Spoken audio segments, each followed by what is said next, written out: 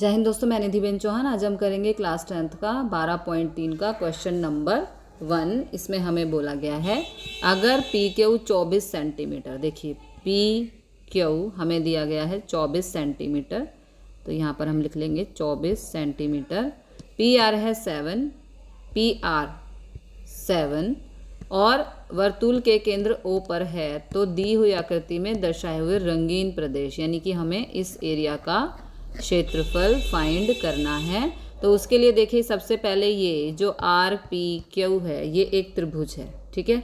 तो यहाँ पर हमें पी क्यू दिया है और आर पी दिया है, हमें आर क्यू यहाँ पर नहीं दिया है, तो उसे पहले हमें फाइंड करना होगा पाइथागोरस प्रमेय की मदद से, बिकॉज ये यहाँ पर समकोण है और ये यहाँ पर एक लंब बना रहा है। तो लंब इसमें हो जाएगा क्यू पी, आधार हो जाएगा आर पी और कर्ण हो जाएगा आर क्यू। तो सबसे पहले हम पाइथागोरस की मदद से यहाँ पर फाइंड करेंगे आर क्यू, ठीक है। जब त्रिभुज की दो भुजाएं दी गई हो, तीसरी फाइंड करनी है, तो हम हमेशा लगाते हैं पाइथागोरस प्रमेय। ओके, तो चलिए शुरू करते हैं।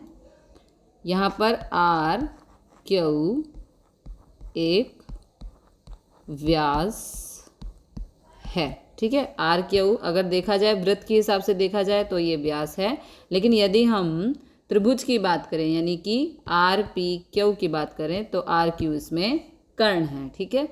तो कोण आर पी क्यू बराबर है 90 डिग्री, ठीक है। ये हमारा समकोण है। अब समकोण में तीन चीज़ें होती हैं, लंब, आधार और कर्ण। तो यहाँ पे हमें कर्ण फाइंड करना है, तो हम यहाँ पे लगाएंगे पाइथागोरस प्रमेय। ओके, त्रिभुज आर पी क्यू में आर क्यू का वर्ग, ये कर्ण है, बराबर पी क्यू का वर्ग प्लस पी आर का वर्ग, ब्रैकेट में डाल देंगे पाइथागोरस प्रमेय। ओके, पाइथागोरस प्रमेय हमने यहाँ पे लगा दिया। अब पी क्यू है 24 का वर्ग प्लस पी आर है 7 का वर्ग, और जो ये वर्ग है ये यहाँ पे आके रूट बन जाएगा, यहाँ पर बच गया आर क्यू, जो कि हमें फाइंड करना है। 24 का वर्ग होता है 576, 7 का वर्ग होता है 49, ये आ गया रूट, दोनों को प्लस करेंगे तो आंसर आएगा 625। तो आर क्यू 625 किसका वर्ग है? 25 का। ओके, तो हमारा आर क्यू आ गया पूरा 25। अब क्या करेंगे हम? अब हम निकालेंगे जो ये इसमें जो अर्धवर्तुल है उसका हम निकालेंगे क्षेत्रफल, ठीक है। वर्तुल का व्यास हमें कितना दिया गया है?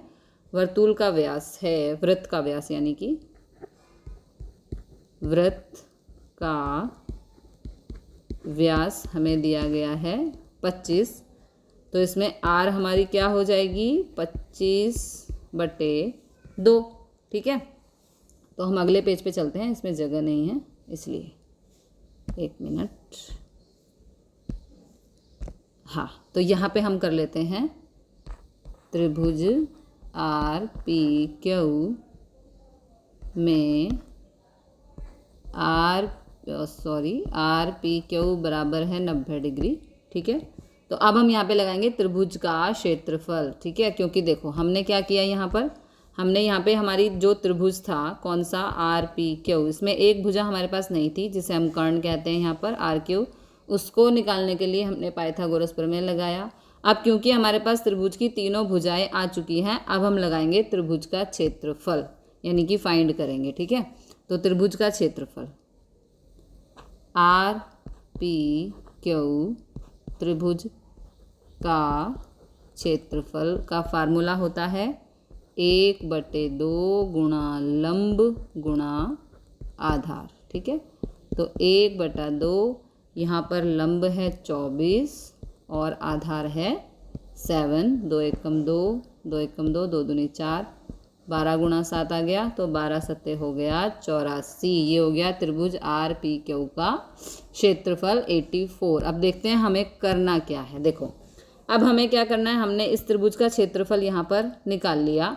हमें इसमें फाइंड करना है रंगीन प्रदेश यानी कि इसका एरिया। ठीक है, उसके लिए हम क्या करेंगे, अर्धवर्तुल में से माइनस कर देंगे आर पी क्यू का क्षेत्रफल। ठीक है, अर्धवर्तुल यानी कि आधा वर्तुल ये वाला, इसमें से माइनस कर देंगे इस वाले त्रिभुज यानी कि आर पी क्यू का। देखो ये पूरा आधा लेना पड़ेगा, ठीक है, क्योंकि हमें इसका एरिया निकालना है।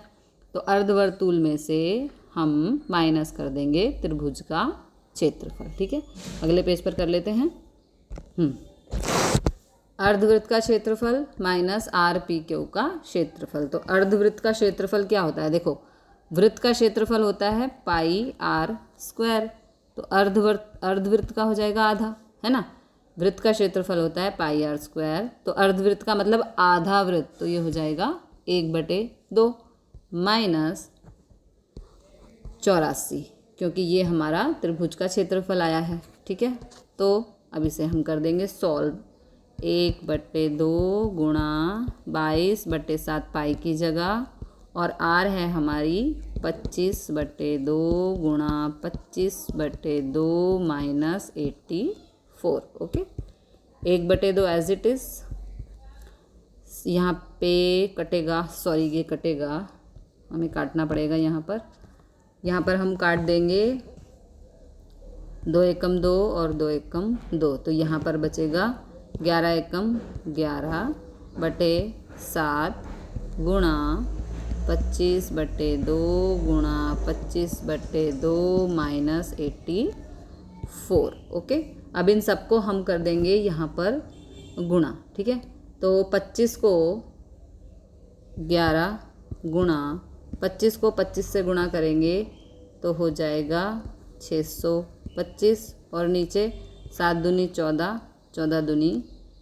28 माइनस 84। 11 को 625 से गुणा करेंगे तो हमारा आंसर आएगा, 11 को 625 से गुणा कर रहे हैं तो 6875/28, ओके, माइनस 84।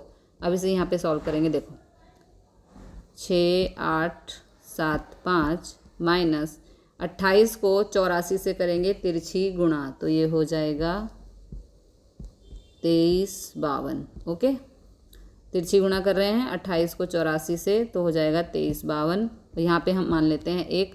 तो इस सिचुएशन में क्या होता है, जब बीच में माइनस या प्लस होता है, तिरछी गुणा और छेदों की गुणा। तो तिरछी गुणा मान लो 6875 बन जा 6875, 28 को 84 से गुणा किया तो आंसर आया 2352, और 28 एकम 28, यहाँ पे कर देंगे माइनस, तो माइनस आएगा 45, 6875 में से माइनस करेंगे 2352, तो आंसर आएगा 4523/28। ठीक है, तो यही हमारा रंगीन प्रदेश का क्षेत्रफल है।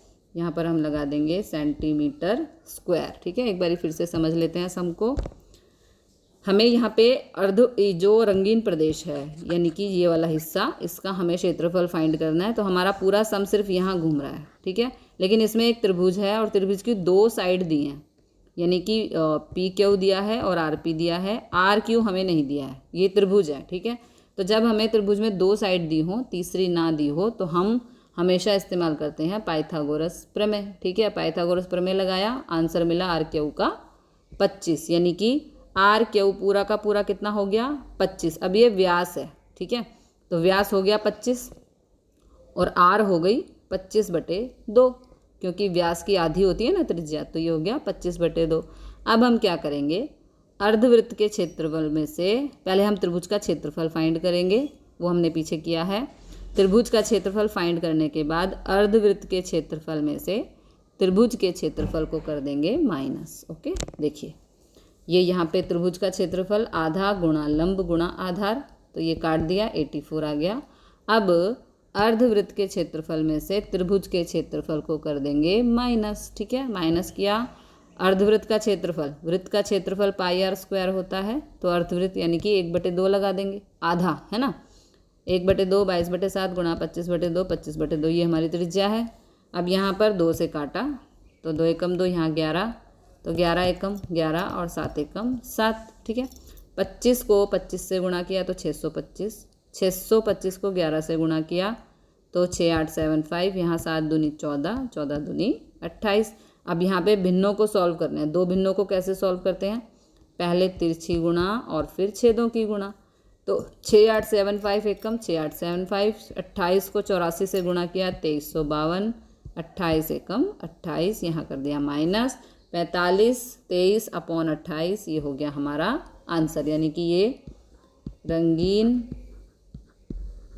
प्रदेश का क्षेत्रफल। ओके, तो मिलते हैं अगले क्वेश्चन के साथ अगली वीडियो में। जय हिंद, जय भारत।